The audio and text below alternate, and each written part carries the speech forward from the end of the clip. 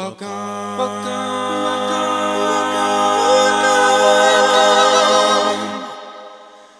to 50 Shades of Chateau with Ida Levine. Oh, hello there, Cecil. There you are. My goodness me. Right on time. Listen, sweetie, I'm ready for you, my dear. So let's get on with it, shall we? Hello to all my fans and admirers, and welcome to episode 25 of Ida Levine's 50 Shades of Chateau. In this, the first week of Lockdown 2, The Shawshank Redemption meets Groundhog Day. I would like to start by apologizing once more to those of you who have missed my broadcast last week. Listen, I am far too busy writing my unofficial autobiography, which I have now provisionally titled The Life and Opinions of Ida Levine, Celebrity. So far, I've been setting the scene, but I hope I will get to the moments of my birth within the next few chapters. It's not easy filling in all the details, as it was quite a long time ago. And you know, my memory is not what it used to be. But it is going very, very well. Now, many of you have been kind enough to get in touch to tell me how much you enjoy Ida Levine's 50 Shades of Chateau. I've had so many lovely comments. Thank you in particular to the man who said that my broadcast induced an intense feeling of nostalgia in him. Or was that nausea? I forget the exact wording, but it was nice of him to bring it up anyway. However, there is one thing that keeps cropping up regularly. And that's people saying to me that I treat my Sylvie like a slave. But I don't think that is really true and or fair.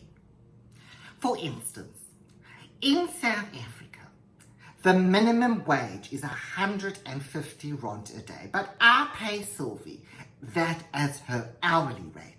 And it's over £7, you know. And don't forget that she also lives with me here in my rambling but exquisitely maintained family abode in Berkhamsted Garden suburbs, in which I am talking to you from today.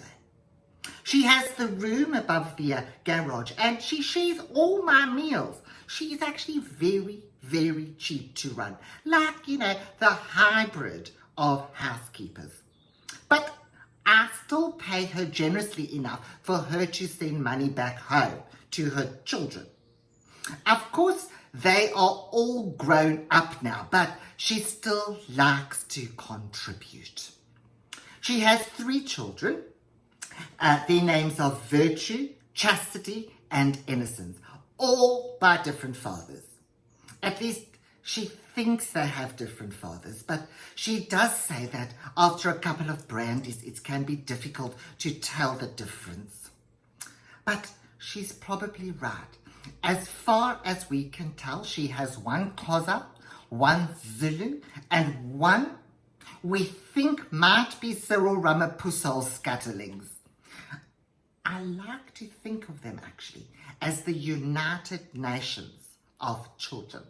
She's like my very own Angelina Jolie. Her oldest daughter, Virtue, works in the O2 call centre in Woodstock in Cape Town. She was hired as part of the Black Economic Empowerment, and I think she is in line to become chief executive any day now, which isn't bad for someone who signs her name with an X, like Madonna. She's married and living in a lovely apartment made out of an old shipping container that got washed up on the beach near Tiger Valley Shopping Centre. It's decked out in mid-century modern furniture, donated by all the local madams in Durbanville. And when she throws open those double doors, you get a stunning view across the bay to Table Mountain. Chastity, the middle child, has had a long and varied career. She was a tour guide on Robben Island for a while until she accidentally locked a Japanese family in one of the cells over the Easter weekend. Then she was a trolley dolly with South African Airways, but she wasn't good at calculating the time zones and kept missing her flights.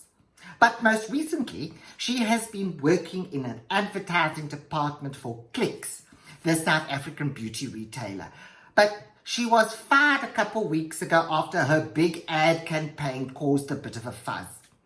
Now she works for the South African government, claiming her UIF.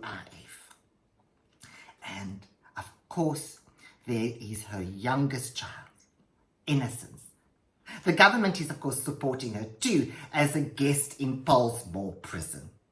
Mind you, I still think it was all a very big misunderstanding. She was with a gentleman friend parked up in his car in Greenpoint Main Road when she lost her contact lens. She was just looking for it in the footwell when an officer tapped on the window. Oh my God, she got such a fright. She got a nasty bump of the back of her head from the steering wheel. But at least her friend didn't press any additional charges because the teeth marks didn't draw any blood. And the swelling went down within a couple days. It was around. Well, there we are.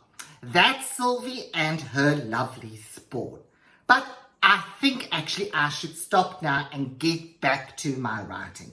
So, just to remind you that next week I will not be broadcasting because I will be hunched back over my iPad like William Shakespeare, Willem Wiggelspies, wrestling with the next chapter.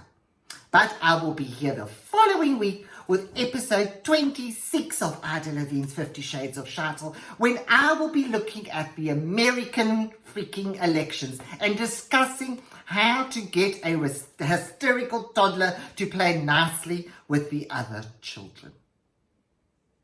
Well, there we go. Cecil, that's me all done, my love. Let's wrap it up. Let's go. All right. Sylvie Papa, listen, put some of that lovely white powder in my rooibos, the one that Pablo dropped off. You're the one in the little packet. I mean, it keeps me going for hours. I get very inspirational on it. Anyway, goodbye, everybody. Bye-bye.